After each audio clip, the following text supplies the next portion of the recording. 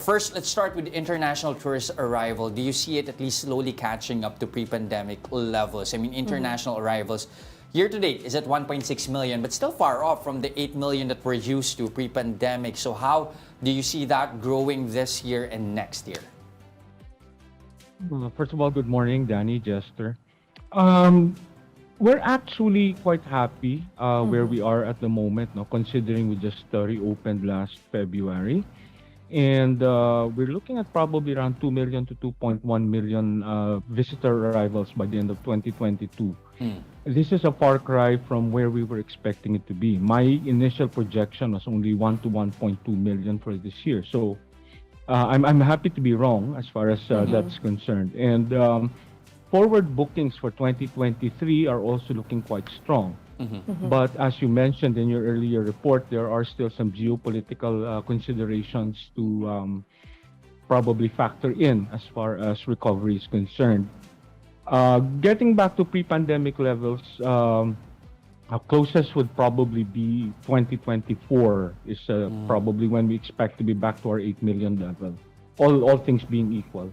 With the issue of a possible global recession, are you seeing that impact the recovery story here, or are you still seeing revenge travel reopening, possibly circumventing the issues of inflation and a global recession?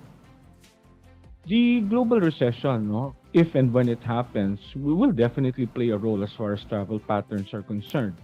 People will opt to go to closer places, may not travel as far as they used to, but we're keeping our fingers crossed as far as that is concerned. With regard naman to revenge travel, we're still seeing the effects of that right now. No, people are coming in, demand continues to be strong, but the one thing that we're really more cautious about is the the possibility of a global recession. I'm more afraid of it now than COVID actually. So that might stunt we might stunt the growth arrivals that we've had.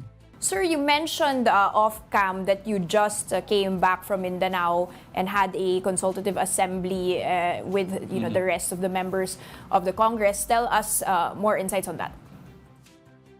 Well, we're very happy to report that according to our partner stakeholders there, the domestic market is really spurring their tourism growth. No, I think some places in Mindanao, Davao in particular, are almost back to pre-pandemic levels as far as domestic travel is concerned.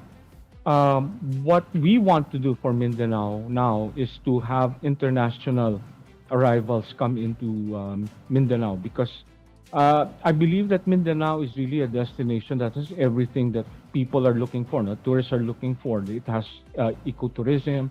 It has some of the best beaches in the country, the culture, the food, it's all there. But what we have to contend with are the travel advisories still being issued by some countries, which sort of scare off a lot of tourists from visiting Mindanao. But the good news is that while we were there, we did see some foreigners. I was also in Cagayan de Oro a couple of weeks ago. We saw some foreigners there. So it seems that we need to make noise about Mindanao, and good noise to categorically say good noise about just what that part of the country can also offer as far as being a viable tourism destination. In the other parts of the Philippines, of course, the north is still pretty much undiscovered as far as foreign tourists are concerned. I mean, Ilocos Norte, Ilocos Sur, places like Aurora, the Bicol region, in fact, is also very much underrated. So, marami pang there's still so many places in the Philippines where we can really bring our tourists.